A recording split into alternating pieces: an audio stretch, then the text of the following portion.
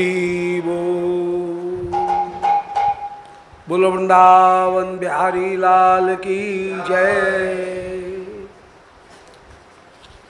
श्री राधा गिरीन्द्र बिहारी जू की जय। श्री प्रेम पत्तनम ग्रंथ की जय। श्री निताय गौर हरि बोल। श्री गोविंद जय जय गोपाल जय जय।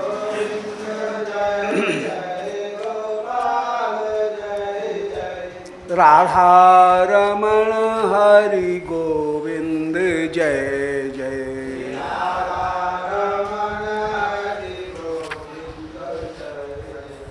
गोविंद जय जय गोपाल जय जय।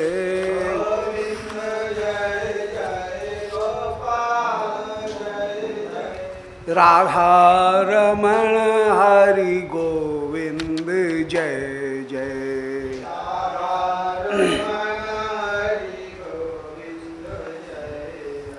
गोविंद जय जय गोपाल जय जय।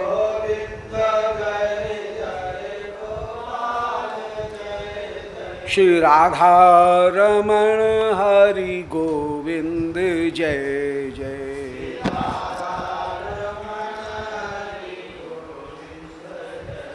बोलो श्री वृंदावन बिहारी लाल की जय। ओम नमो भगवते पुराण पुरुषोत्तमाय।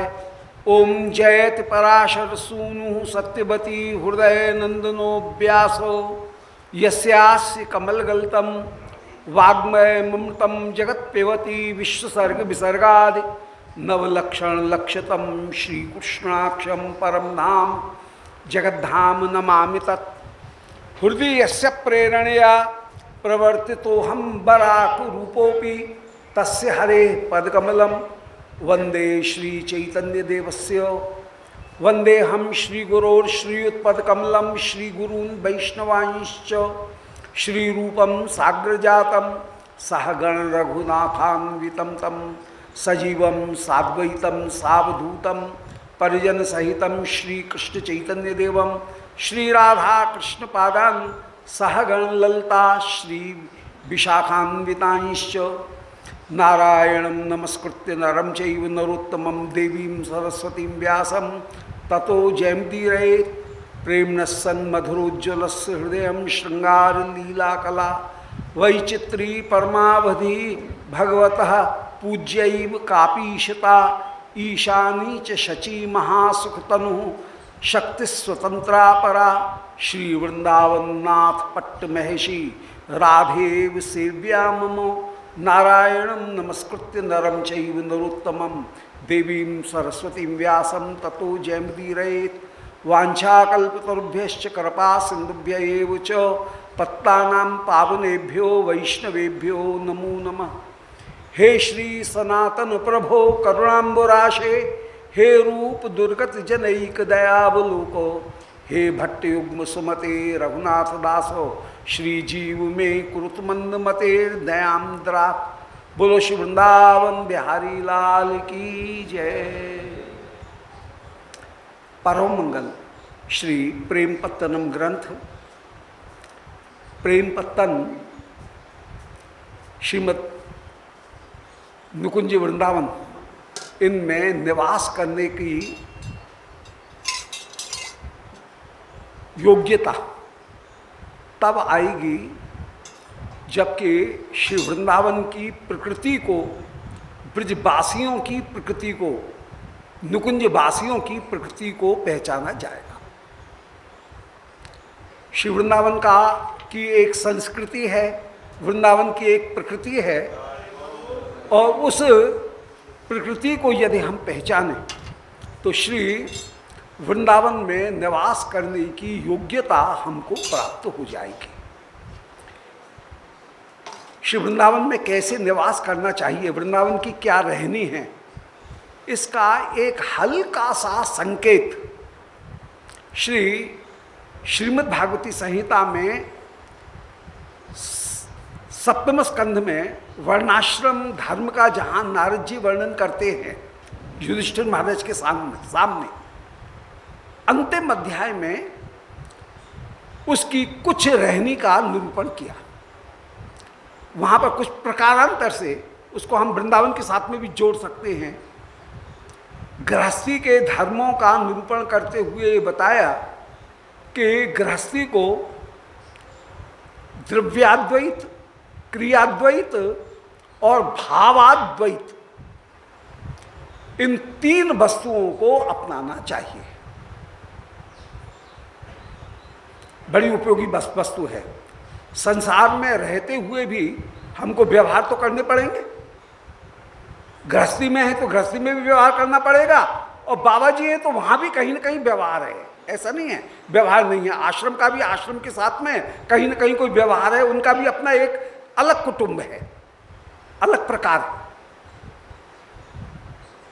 उसके लिए श्री नारद जी ने एक बड़ी सुंदर बात वहां वर्णाश्रम धर्म व्यवस्था में कर्म पंचाध्यायी के अंतर्गत नारद जी ने बड़ा सुंदर निरूपण किया। द्रव्याद्वैत, क्रियाद्वैत और भावाद्वैत। द्रव्याद्वैत का तात्पर्य है कि सभी वस्तुओं में कहीं न कहीं जड़ और चेतन, एक शब्द में हम कह रहे हैं भूत। भूत कहने से दोनों चीज आ गई। भूत माने पंच महाभूत भी आ गए, जड़ भी, और भूत माने प्राणी भी आ गए। तो जितने भी जड़ चेतन हैं उनमें श्री प्रभु किसी न किसी प्रकार से विद्यमान है। जड़ में विद्यमान है, इसकी वजह से तो जड़ वस्तु प्रकाशित हो रही है। जैसे इस पुष्प में यदि भगवान नहीं होते तो ये पुष्प प्रकाशित नहीं होता। हमको फूल फूल की तरह से दिख रहा है, ये इसलिए दिख रहा है कि श्री प्रभु इसमें भी विराजमान है, ऑल परवेंडिंग है। ठाकुर इसके भीतर भी विद्यमान है, इसलिए ये अपने आप को प्रकाशित कर रहा है। और द्वितीय स्कंध में वही प्रक्रिया निरूपण की, द्वितीय स्कंध में वही प्रक्रिया निरूपण की कि नोतिष्ठत् तदा विराट, विराट जगह नहीं, और विराट यदि पुरुषः, वो विराट पुरुष ने जैसे ही वस्तु में प्रवेश किया उसी समय विराट उदितिष्ठत्, उठ करके खड़ा हो गया। तो श्री प्रभु सब चीज में जब प्रकाशित विराजमान हो जाएंगे तो वस्तु प्रकाशित होगी। तो इसका तात्पर्य हुआ द्रव्याद्वैत। प्रत्येक जो वस्तु है उसमें भगवान विराजमान है। अब वस्तु ये अपने आप को प्रकाशित कर रही है, परंतु इसका भोगने वाला जो जीवात्मा है उसके भीतर भी श्री प्रभु विराजमान है। तो दृष्टा में भी विराजमान है और श्री प्रभु वस्तु में भी, दृश्य में भी विराजमान है। दृश्य और दृष्टा इन दोनों में श्री प्रभु विराजमान है। सर्वव्यापक होने के कारण वे दृश्य में विराजमान हैं और वे चेतन का आश्रय रूप होने के कारण वह जीवात्मा में भी विराजमान है। जीवात्मा को भी प्रेरणा प्रदान करते हुए श्री प्रभु विराजमान हैं। इस प्रकार प्रभु को जड़ चेतन सब में व्याप्त देखना, इसी का नाम है द्रव्याद्वैत। राम ही सब, एक शब्द में हम कहेंगे तो इसको हम कहेंगे राम ही सब। जीवात्मा भी राम है और जो दृश्य पदार्थ हैं उनमें भी राम है। अब दूसरी चीज आई क्रियाद्वैत। क्रियाद्वैत का तात्पर्य है इसी प्रकार श्री रसकों की भी ये रीति है कि वे अपने भाव को सर्वत्र देखते हैं। वृंदावन की रहनी ये है कि वे अपने ही भाव को, अर्थात अपने प्रिय के रूप का ही सब जगह दर्शन करते हैं। ब्रजगोपिकागणों की ये रीति है कि वे हर जगह भगवत स्वरूप का दर्शन करती हैं। रास में एक एक जगह वे श्री कृष्ण को ही ढूंढती हैं कि दृष्टो व कश्चित अश्वत्थो प्लक्ष निग्रोध नो मना। हे अश्वत्थ, हे प्लक्ष, हे निग्रोध, तुमने क्या श्याम सुंदर का दर्शन किया? तुम इतने रोमांचित हो रहे हो, जरूर तुमने दर्शन किया होगा, इसीलिए तुम इतने सफल हो रहे हो, इतने तुम सुमन हो रहे हो, पुष्प खिल रहे हैं तुम। तो अपने भाव का सर्वत्र दर्शन करना, ये हो गया द्रव्याद्वैत। राम में राम ही सब, ये हो गया द्रव्याद्वैत। अब दूसरी बात है क्रियाद्वैत। क्रियाद्वैत का तात्पर्य है वृंदावन में जब निवास करे तो ये विचार करे कि मैं जो कुछ भी दुकान, मकान, फैक्ट्री, नौकरी, व्यापार कुछ भी कर रहा हूं, आजीविका कर रहा हूं, वो भी ठाकुर की सेवा के लिए कर रहा हूं। मेरी जितनी भी क्रियाएं हैं वे कहीं ना कहीं ठाकुर के साथ में संबंधित हैं। चाहे हम साक्षात वृंदावन में रहें और साक्षात चाहे हम मन वृंदावन में रहें, कहीं बाहर भी रह रहे हैं, देश विदेश में भी रह रहे हैं, तब भी मन वृंदावन में तो रह रहे हैं। वृंदावन को अपने साथ में ले गए हैं, वृंदावन में ही निवास कर रहे हैं। वृंदावन तो व्यापक है, सब जगह व्याप्त हो सकते हैं। इसलिए हम जहाँ रह रहे हैं, हमारा वो घर भी चाहे कहीं भी हो, वहाँ व्यापक होने के कारण वृंदावन भी वहाँ पर कृपा करके पधारे हैं। तो फर्स्ट ऑप्शन ये है कि साक्षात जो वृंदावन है वहाँ पर तो हम रहें ही। यदि वहाँ पर नहीं रह रहे हैं, कहीं दूसरी जगह भी दुर्भाग्य से रहना पड़ रहा है, तो वहाँ पर भी मन वृंदावन उनको पधरा करके ले जाएं और वृंदावन में ही निवास करें। क्योंकि व्यापनात् व्रज उच्यते। व्रज शब्द का अर्थ है जो व्यापक होकर के सब जगह विराजमान। जहाँ भी हम वृंदावन का ध्यान करेंगे वहाँ श्री वृंदावन प्रकट हो जाएंगे। जहाँ ठाकुर जी को पधराना चाहेंगे, हम जहाँ रहेंगे वहाँ ठाकुर जी तो हमारे साथ में जाएंगे ही जाएंगे। और ठाकुर जी जाएंगे तो धाम पहले जाएगा। ठाकुर जी का एक स्वभाव है कि पहले धाम शक्ति प्रवेश करती हैं, तब कृष्ण प्रवेश करते हैं। और इस बात को श्री जीव गोस्वामी जी ने कहीं वैष्णव तोषणी में निरूपण किया कि ठाकुर यदि जरासंध का वध करने के लिए आप पटना गए, बिहार गए, तो वृंदावन पहले प्रवेश किया, भगवत धाम ने वहां पहले प्रवेश किया। ठाकुर जहां भी जाते हैं वहां पहले धाम जाता है, फिर धाम में वृंदावन ठाकुर जी जाते हैं। ये वैष्णव की रीति है। तो हम जहां भी रहेंगे, ग्लोब के किसी भी कोने में रहे, श्री वृंदावन भी वहां पर जाएंगे, वृंदावन वहां पर विराजमान हो। तो क्रियाद्वैत का तात्पर्य है मेरी सारी क्रियाएं कहीं न कहीं ठाकुर के साथ में जुड़ रही हैं। मैं जो कुछ भी दुकान, मकान, फैक्ट्री, नौकरी, सर्विस जो कुछ भी कर रहा हूं, कुछ आजीविका के लिए कुछ न कुछ तो करना पड़ेगा। जो कर रहा हूं वह उसका विनियोग ठाकुर की सेवा के लिए करूंगा और उसका विनियोग संतों की सेवा के लिए करूंगा। गुरु वैष्णव और भगवान, इनकी गुरु गौरांग और श्री कृष्ण, इनकी सेवा के लिए ही उनका उपयोग करूंगा। इसका नाम हो गया क्रियाद्वैत। इसीलिए कहा गया कि कायेन वाचा मनसेन्द्रियैर्वा बुद्ध्यात्मना वानुसृत स्वभावात् करोति यत् यत् सकलम परस्मै नारायणायेति समर्पयामि। समर्पयेत्, नारायण के लिए ही उनको समर्पित कर रहा हूं। अनुसृत स्वभावात्, शरीर के जो नेचुरल धर्म हैं उनके कारण भी जो क्रियाएं कर रहा हूं उनको भी ठाकुर को समर्पित करूं, ठाकुर की सेवा के लिए है। अर्थात शरीर के मल को दूर कर रहा हूं, स्नान कर रहा हूं, दातुन कर रहा हूं, सो रहा हूं, वह भी भगवत सेवा के लिए, कि शरीर स्वस्थ रहे और स्वस्थ रह करके युक्त आहार विहार करते हुए मैं कहीं विराजमान हूं। इसका नाम हो गया क्रियाद्वैत। तो द्रव्याद्वैत, सभी वस्तुओं में भगवान विराजमान हैं। क्रियाद्वैत का तात्पर्य है मेरी सारी चेष्टाएं कहीं न कहीं डायरेक्टली और इनडायरेक्टली ठाकुर के साथ में कहीं लिंक हैं, ठाकुर के साथ में जुड़ी हुई हैं। और भावाद्वैत का तात्पर्य है कि अपने भाव को सर्वत्र देखूं कि ये वस्तु ठाकुर की सेवा में कैसे प्रयुक्त हो सकती है, या ये ठाकुर ने अपनी सेवा के लिए ही मुझे उपलब्ध कराई है।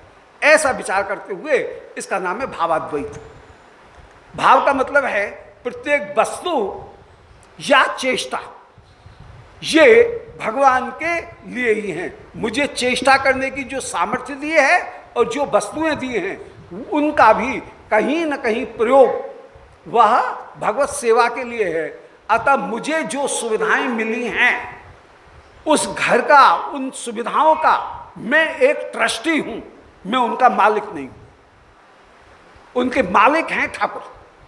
तो वृंदावन में जब रहे तो यहां पर ये विचार करके रहे कि ठाकुर हैं मालिक,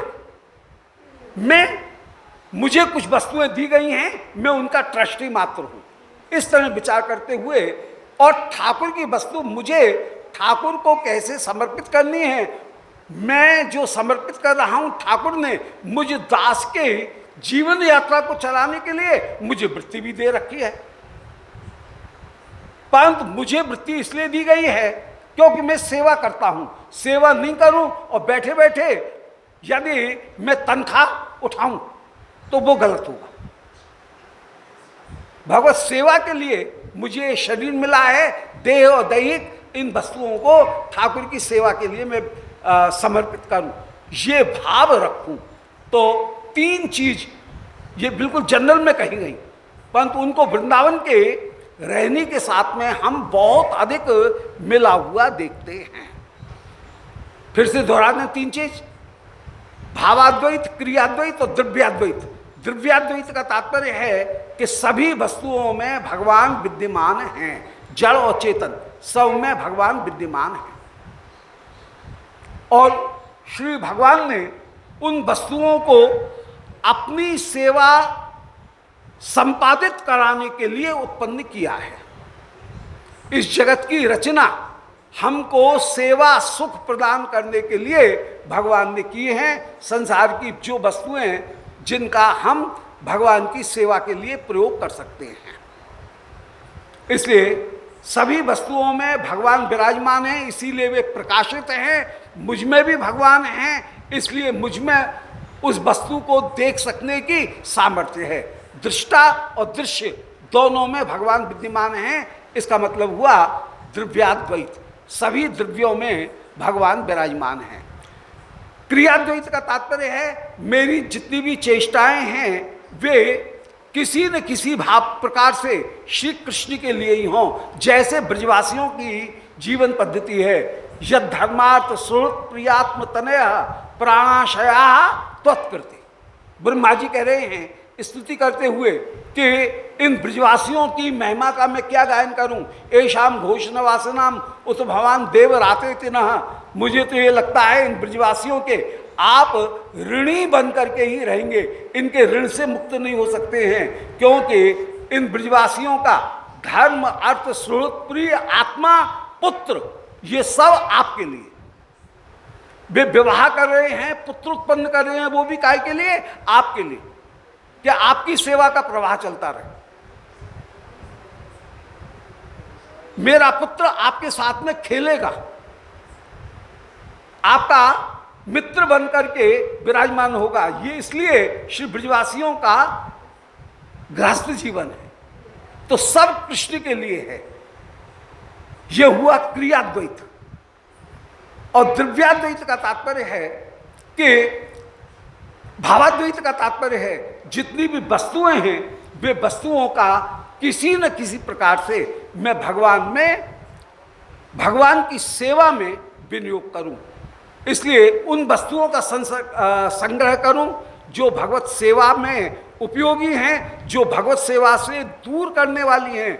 ऐसी वस्तुओं का त्याग करते हुए विराजमान हूं। ये वृंदावन की रहनी, वृंदावन में रह करके उन वस्तुओं को अपनाए जिनके द्वारा ठाकुर के निकट में अपने आप का अनुभव करूं। यह हुआ भावाद्वैत।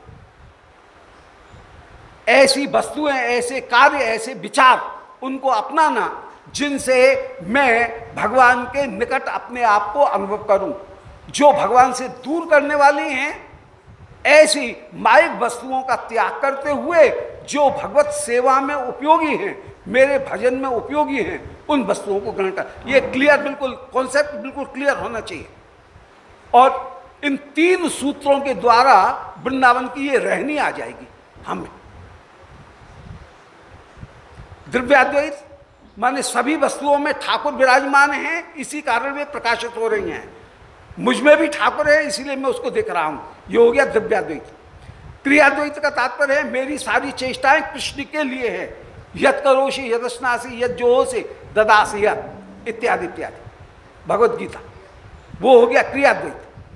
और भावाद्वैत का तात्पर्य है जो वस्तुएं मुझे कृष्ण के निकट ले जाती हैं मैं उनको स्वीकार करूंगा, जो वस्तु माया के द्वारा मुझे भगवान से दूर करती हैं ऐसी वस्तुओं को मैं स्वीकार नहीं करूंगा। अर्थात सात्विक वस्तुओं को सेवन करूंगा, जो राजस और तामस वस्तुएं हैं उनका मैं सेवन नहीं करूंगा।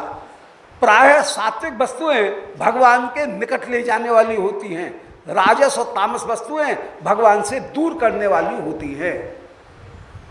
सूर्य के आगे छत्ता लगाएंगे तो सूर्य की रोशनी दूर हो जाएगी, रुक जाएगी।